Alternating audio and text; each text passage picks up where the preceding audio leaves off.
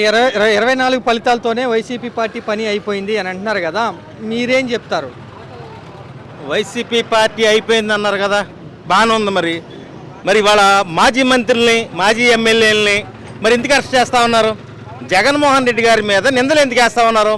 నిన్నగాక మొన్న పవన్ కళ్యాణ్ గారు చెప్పాడు, 11 ఎమ్మెల్యేలు ఉంటే వాళ్ళు చూస్తుంటే 1100 ఎమ్మెల్యేలా కనపడతా ఉన్నారు. ఆ 11 మంది ఎమ్మెల్యేలే 1100 ఎమ్మెల్యేలా కనపడుతున్నారని పవన్ కళ్యాణ్ గారు చెప్పాడు. ఇవాళ ఒకటే చెప్తా ఉన్నా, ఇవాళ జగన్మోహన్ రెడ్డి గారికి 45% ఓట్లు ఈ రాష్ట్రంలో ఉన్నాయి.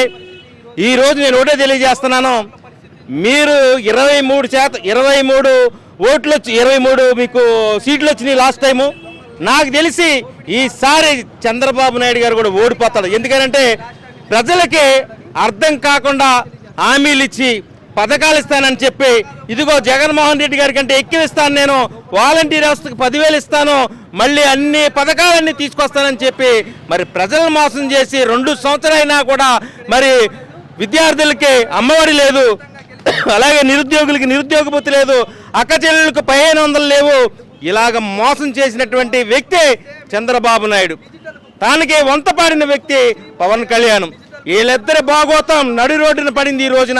ఈ రోజున కూడా తెలియజేస్తా ఉన్నాను, పవన్ కళ్యాణ్ గారు మీరు అనే పదం ఏదో చేస్తారని చెప్పి ఈ రాష్ట్రానికి మీకున్న 6% కలిపి ఆ చంద్రబాబు నాయుడు గారిని గెలిపించడానికి కారణమైన మీరు ఈ యొక్క ప్రజల యొక్క ఉసురు కొట్టుకుపోతారని చెప్పేసి నేను తెలియజేస్తా ఉన్నాను.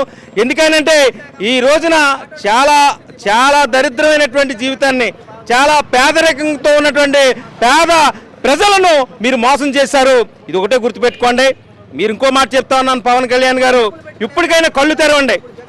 ఇప్పటికైనా కళ్ళు తెరిచి నేను ఒక దుర్మార్గుడి చేత, ఒక దుర్మార్గుడి అంటే వాళ్ళు నేను నడిచాను, ప్రజల్ని మోసం చేశాడు అని చెప్పేసి మీరు బయటకు వచ్చి ఈ రోజైనా ప్రజలకు చెప్పండి. పవన్ కళ్యాణ్ గారు నెక్స్ట్ 15 ఏళ్ళు కూడా చంద్రబాబు గారే ఉండాలని బలంగా కోరుతున్నారు కదా పవన్ కళ్యాణ్ గారు.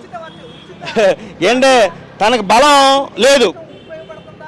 లేదు, రేపు పొద్దున్న ఇదే జగన్మోహన్ రెడ్డి గారు వస్తే ఈ పాస్పోర్ట్లు పట్టుకుని పవన్ కళ్యాణ్తో శుద్ధంగా ఉన్నటువంటి ఎవరైతే ఎమ్మెల్యేలు ఉన్నారో, తన వర్గంలో ఉన్నటువంటి మంత్రులు ఉన్నారో, పాస్పోర్ట్లు పట్టుకుని విదేశాలకు పారిపోయేటటువంటి జనసేన ఎమ్మెల్యేలు, జనసేన మంత్రులని ఈరోజు భయపడి మళ్ళీ ఇదే చంద్రబాబు నాయుడు గారికి నేను మద్దతు ఇస్తే మళ్ళీ ప్రభుత్వం వస్తుందని చెప్పేసి నాకు ముఖ్యమంత్రి పదవి వద్దు, లేకపోతే ఏ పదవి వద్దు, నాకు మట్టికి మీరు ప్యాకేజీ ఇవ్వండి, ప్యాకేజీ ఇస్తే నేను మీకు సహకరిస్తాను.